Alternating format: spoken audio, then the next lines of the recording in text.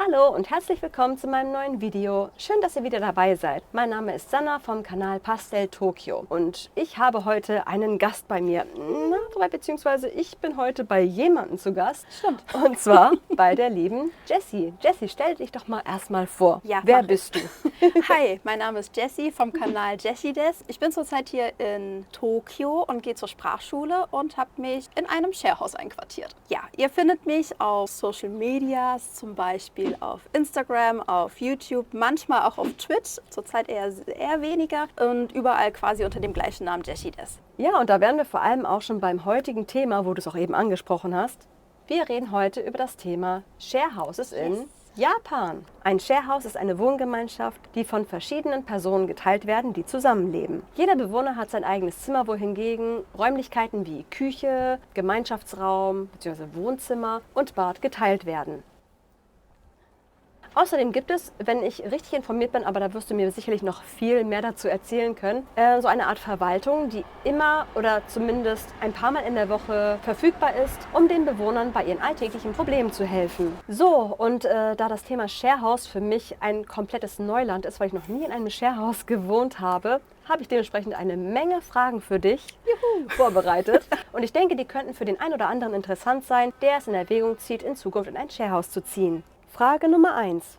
Warum hast du dich überhaupt für ein Sharehouse entschieden? Ganz ehrlich, das Sharehouse war tatsächlich nicht meine erste Wahl. Meine erste Wahl war tatsächlich ein eigenes Apartment, aber nachdem ich öfter mal so nachgeguckt hatte und so recherchiert hatte, wie teuer es wurde, habe ich mir irgendwann so gesagt, ich glaube, das kann ich mir nicht leisten und habe mich dann tatsächlich für ein Sharehouse entschieden. Genau, zusätzlich kommt ja auch noch dazu, dass ich jetzt nur voraussichtlich für 3 Monate hier bin, das mit einem Touristenvisum, und das Apartment, was ich mir eigentlich so gewünscht hätte, bietet keine Verträge für Strom, für Gas, für Sonstiges an. Das hätte ich mir alles selber raussuchen müssen und ich glaube tatsächlich, das wird schwierig bis komplett unmöglich, da was zu finden als Tourist für 3 Monate. Letzter Punkt, warum ich mich im Endeffekt für Sharehouse entschieden hatte, ist tatsächlich, dass ich gerne unter Menschen bin. Ich habe sehr gerne meinen Bereich, so meine Privatsphäre, aber ich bin ein Mensch, ich tendiere sehr stark dazu, sehr schnell zu vereinsamen, und da ist es eigentlich immer ganz schön, dann unter Menschen zu sein, die man vor allen Dingen hier auch wirklich als Freunde dann findet oder finden kann. Frage Nummer 2. Wie hast du dein Sharehouse gefunden? Gibt es online eigentlich ein relativ gutes und übersichtliches Angebot für Ausländer? Weil das ist immer etwas, was ich mich frage, wie man vom Ausland aus eigentlich auf so ein Sharehouse kommt. Also ich habe tatsächlich ganz easy erstmal gegoogelt, Tokyo Sharehouse, und es kam tatsächlich eine Seite, die heißt tokyosharehouse.com. Das fand ich schon sehr lustig. Genau, und dann habe ich da einfach mal so ein bisschen rumgeguckt, und das ist quasi eine Seite, die wie so ein Portal für ganz viele verschiedene Sharehouse-Verwaltungen fungiert, die alle quasi ihre freien Zimmer darauf so veröffentlichen, vorstellen können, und dann kann ich mich quasi da ein bisschen durchsuchen und habe da so mein Sharehouse gefunden. Also ich habe die angeschrieben, die haben meine Nachricht dann an die Verwaltung selbst weitergeleitet und die Verwaltung hat sich dann bei mir gemeldet. Genau. Nächste Frage. Wie groß ist dein Zimmer und war es bereits möbliert, als du eingezogen bist? Und was auch sehr wichtig ist und ich gerne wissen möchte, wie viel Miete bezahlst du? Also mein Zimmer sind, ich weiß es gerade nicht genau, so 10 Quadratmeter, 9 Quadratmeter, 10 Quadratmeter. Also es ist super klein. Wenn man bedenkt, dass ich vorher so aus nur 100 Quadratmeter Wohnung quasi, klar, das Haus hier hat auch, es ist auch groß, aber mein eigentliches Zimmer, mein privater Bereich, das sind tatsächlich nur 9 oder 10 Quadratmeter. Es ist klein, aber dafür, dass ich ja, ich meine, ich bin in Tokio, ich bin eigentlich nonstop unterwegs. Gestern zum Beispiel bin ich zur Sprachschule gegangen, um 8 Uhr habe ich das Haus verlassen und ich bin gestern Abend um 21 Uhr wieder zu Hause gewesen. Also ich bin wirklich in diesem Zimmer nur zum Schlafen. Mein Zimmer war teilweise möbliert, also ich hatte das Bett, ich hatte einen Schreibtisch und ich habe so eine Kleiderstange, wo ich meine Klamotten dann aufhängen kann. Genau, das war, glaube ich, das Einzige, was in dem Zimmer schon vorhanden war. Ja, die Miete, das sind monatlich 72.000 Yen, die ich zahle. Das ist mit dem derzeitigen Wechselkurs sind es circa 500 Euro. Ich glaube, im ersten Monat, also für den April, habe ich 500 bezahlt. Für den Mai habe ich jetzt so 485 bezahlt. Also allein durch den schwachen Yen ist es für mich gerade sehr günstig. Frage Nummer 4.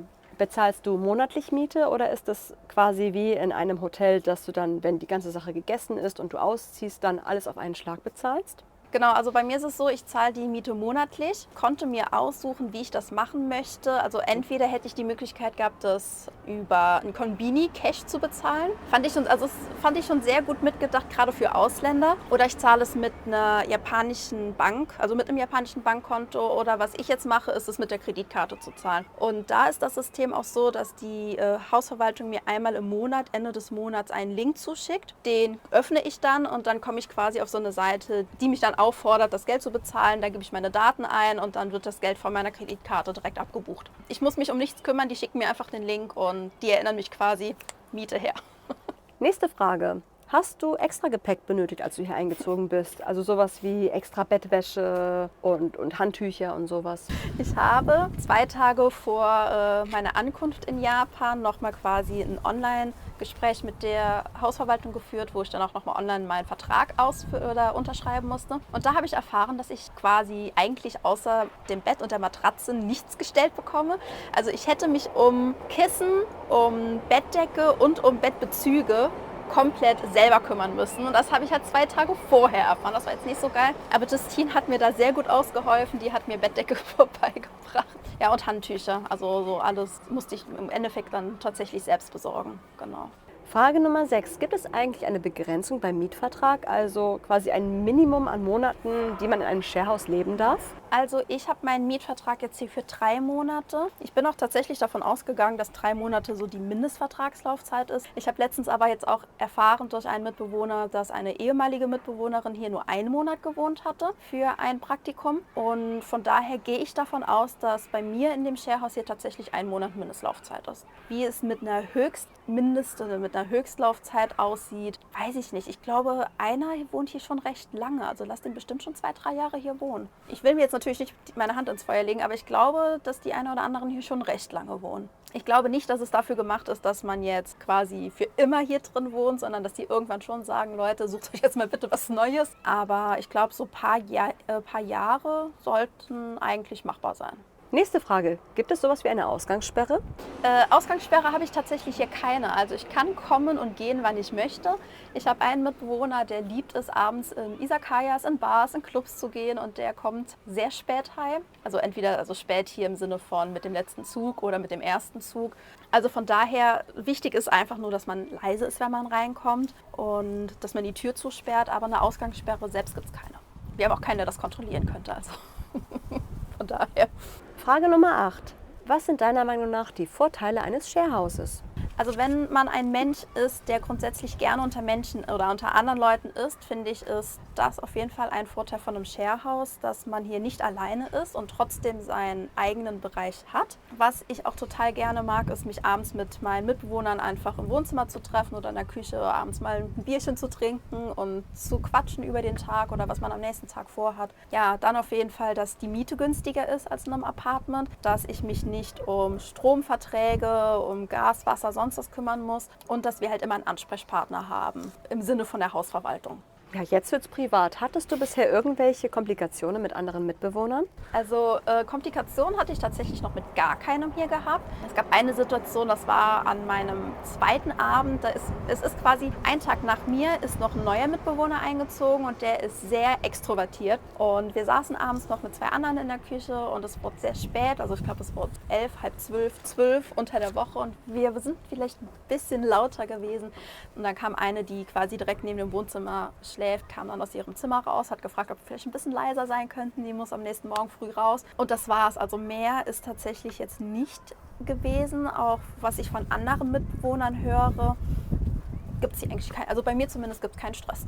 Frage Nummer 10. Meinst du, das Leben in einem Sharehouse wäre auch was für sehr introvertierte Menschen? Hat man noch so genug Privatsphäre, obwohl man mit so vielen Leuten auf einem Platz wohnt? Es ist auf jeden Fall machbar, würde ich sagen. Ich würde mich jetzt auch nicht wirklich als extrovertierten Menschen sehen, sondern eher als introvertiert. Es ist jetzt nicht so, dass ich komplett Angst habe, mit fremden Menschen zu sprechen. Aber ich bin schon auch jemand, der gerne seine eigene Privatsphäre hat. Ich bin sehr gerne in meinem Zimmer und habe meine Ruhe. Und Die ein oder anderen hier, die sehe ich kaum, weil die eigentlich nur in ihrem Zimmer sitzen. Also das sind jetzt auch nicht alles so sehr extrovertierte Menschen. Gerade die Japaner, die hier wohnen, die sind doch schon recht zurückgezogener. Einen habe ich in dem Monat, den ich jetzt hier lebe, tatsächlich nur zweimal gesehen bis jetzt. Was aber auch daran liegt, dass er halt super busy ist und auch sehr viel unterwegs ist und arbeitet und spät nach Hause kommt. Aber unabhängig davon glaube ich tatsächlich, dass Sharehäuser auch was für introvertierte Menschen sein können. Ich glaube, ich bin ein gutes Beispiel dafür, dass es klappen kann. Oh, nächste Frage. Frage Nummer 11. Jetzt bin ich gespannt. Ja, jetzt wird es prickelnd. Ist Besuch erlaubt, vor allem auch über Nacht? Ja, Besuch ist erlaubt, also Tagesbesuch auf jeden Fall. Muss man auch nicht anmelden. Ich habe da letztens tatsächlich überlegt, muss ich den anmelden, muss ich den nicht anmelden. Ein ehemaliger Mitbewohner war vorletzte Woche auch spontan bei uns. Mit dem haben wir dann abends einfach eine Nabe-Party geschmissen. Besucher über Nacht muss ich tatsächlich bei der Verwaltung anmelden. Einfach, dass die das ein bisschen mitverfolgen können, wie oft das passiert. Ich glaube, es ist 7 Tage im Monat erlaubt, dass eine Person dass zum Beispiel jetzt ein Besucher bei mir im Zimmer übernachten dürfte. Und ich glaube, die Grenze haben die tatsächlich gesetzt, damit es halt auch einfach so vom Ausmaß, also dass es nicht zu viel wird und das Zimmer quasi von 2 Leuten benutzt wird, obwohl nur eine Person zahlt. Es ist aber tatsächlich so, dass wenn man über diese 7 Tage hinaus geht, dass ich quasi einen zusätzlichen Anteil Miete dann zahlen muss. Aber grundsätzlich ist Besuch hier erlaubt. Ist dieses Sharehouse eigentlich nach Geschlechtern getrennt? Also mein Sharehouse ist generell ein All-Gender-Sharehouse, sage ich jetzt mal. Also es sind jetzt nicht nur Frauen, die hier drin leben, es sind nicht nur Männer, die hier drin leben. Wir teilen uns das Wohnzimmer, die Küche. Es ist jetzt auch nicht so, dass es eine extra Etage nur für Frauen oder nur für Männer gibt. Was wir aber hier getrennt haben, sind der sanitäre Bereich oder die sanitären Bereiche. Also wir haben 3 Toiletten hier. 2 Toiletten sind quasi Unisex-Toiletten und eine Toilette ist nur für Frauen. Dann haben wir 3 Duschbereiche, 2 normale Duschen, die nur für Männer sind. Und dann haben wir eine japanische so ein japanisches, typisches Badezimmer, wo man halt die Dusche und die Badewanne nebeneinander hat.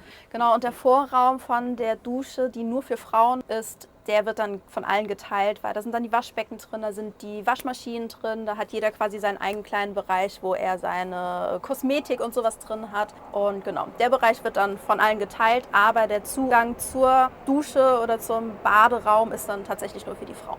In puncto Sauberkeit, wie schaut es hier eigentlich aus? Habt ihr eine Putzkraft für Küche und Bad oder seid ihr dafür selber verantwortlich?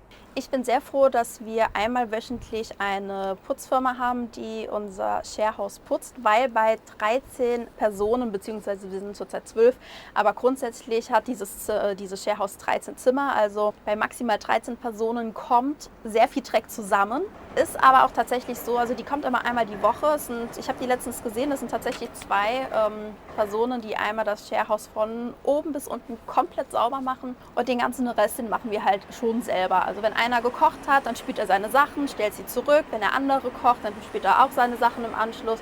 Wenn man am Tisch ist und man verkleckert irgendwas mit Tomatensauce, mit Sojasauce, mit sonst was, dann wird der Tisch von der Person auch nochmal sauber gemacht. Genau, also wir haben sowohl eine Putzfirma, die einmal wöchentlich kommt, als auch, dass wir selber Hand anlegen und ein bisschen mithelfen.